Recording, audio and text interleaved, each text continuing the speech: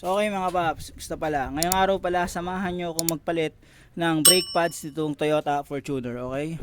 So simulan na natin to mga paps. So last time, naglinis ako ng brake pads. Nakita nyo naman gaano kadumi at saka hindi na halos pantay yung pads. Talagang grabe na yung nangyari dito sa brake pads na to. So ito, nag-decide na ako na palitan ko na to.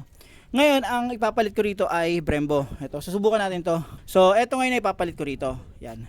Pakita ko lang sa inyo yung part number para may reference kayo. Nakalagay naman dito yung para sa Toyota Hilux Vigo 2005-2015 yan, Hilux platform. Pero ito, fit rin to sa sa Fortuner, okay?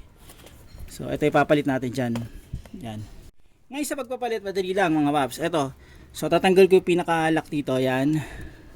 Ganyan lang yan. Yan, tapos yan dito. Yan, yun lang. Tapos itong pin tatanggalin ko. Unahin ko sa taas. Yan. Yan, hawakan nyo lang. Tapos, sa baba rin. Tapos, yung brake pads, kukunin ko yan dito. May butas yan. Gaganunin ko lang yan. Unti-unti lang mga paps. Unti-unti lang. Para safe tayo. Yan. Yan.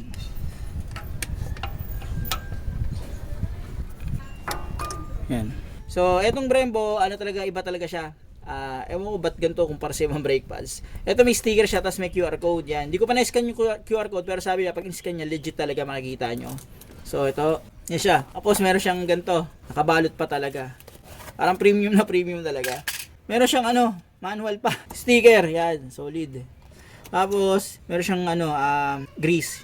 So, sa tingin ko ito lalagay ito sa sa shim. Sa shim at saka sa pin. Tapos ilalagay din sa sa ibang setup ng ng caliper. Yung sa yung brake clip. So ito lalagay ko to sa shim mamaya. So ito yung pinaka pads niya. Yan. So kitang-kita niyo naman para dito. Ito Bendix 2 eh. So okay mga paps, yan, bago natin maipasok yung brake pads, kailangan natin maitulak yung piston paloob kasi syempre nakalabas yan, di ba? So hindi magkakasya yung brake pads. Kumbaga i-reset natin siya sa dating posisyon. Yung lumang brake pads, yan, ibalik nyo lang. Wala kasi akong C-clamp para makompress yan. So balik nyo yung lumang brake pads, tapos itulak nyo. Okay? Pero ingat lang kayo kasi baka magasgasin yung loob nito, yung gitna niyan. Pwede kayong gumamit ng balutan nyo na lang yung electrical tape. Yan, balutan yung electrical tape habang kino-compress yan. Ito gagawin ko na lang. Balutan nyo yung yung flat screw nyo. Yan. Tapos itulak nyo pa ganun para bumalik yung piston. Yan. Ano ba? Okay. So ulit-ulitin nyo lang yung proseso nun hanggang makompress siya. So okay mga paps, na itulak ko na yung pabalik. Ngayon, kasya na itong brake pads. Ito gagawin nyo mga paps bago kayo magbalik. Una, lihain nyo yung mga gilid para lang sigurado. Okay? So yung mga kanto nyan, lihain nyo lang. Liha lang. Sa kabilang pads na ganun gawin nyo. Tapos, bugahan natin ng brake cleaner. Tapos lalagyan ko ito ng grasa. Yan. Yung free na grasa ng Brembo yung nagagamitin ko. Sa likod sa likod. Yan. Tapos, okay ko na to yan. Okay, ganun lang. Tignan natin.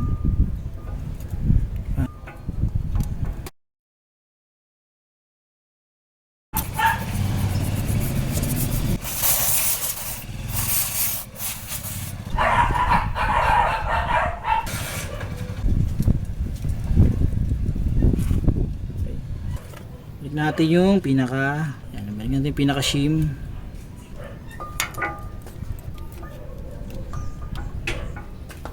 Okay na. So pagka okay na yan, pwede na natin ibalik to. Yan yung pin saka to. Yan yung mga lock nya rito. Ngayon eto pala sa Brembo, yung ganto nya, yung free nya na ganto, pwede palang gawing basahan. Yan, ginawa kong basahan. Tapos eto lalagyan ko rin to ng ng grease na free. Last time kasi initibid ko yung ceramic seal ko kaya hindi ko na nilagyan ng grease, pero dapat lalagyan to. Yan, ito sa pagbabalik, reverse ordering ng pagtatanggal.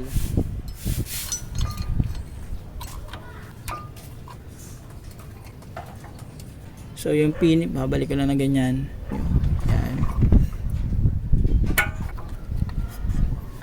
Tapos shoot. Tapos ito, ganun ko lang rin yan. Yan. Tapos ibabalik ko na yung pinaka lock niya. Yan. Yan. Shoot. Yan. Shoot na. So okay mga paps, since tapos ko na malagay yung brake pads, di ba ni-reset natin yung piston? Kumbaga ano yan, inusod natin, balik para magkasya yung bagong brake pads. Ang gagawin natin, papaandarin natin yung makina, tatapakan natin ng preno para makompress uli yung pinaka brake pads niya. Paandarin ko na yan. Kasi kung mapapansin nyo yan, ano yan, lulusot yan, parang lambot. So para gumana yung brake booster, ayan para makompress siya. Yan, okay na. So all goods na yan mga paps. So okay mga paps, tapos ko na mapaltan to. Napaandar ko na rin yung makina, na tapakan ko na yung preno para kumagat siya. Ang susunod ko naman gagawin, papaltan ko yung kabila. Yung procedure niyan, halos parehas lang sa kabila. So paano mga paps, hanggang dito na lang yung video ko. Sana kahit paano itong video na to, nakatulong to in case na magpapalit din kayo ng brake pads itong Toyota Fortuner. Okay? Paano mga paps, maraming salamat sa inyo.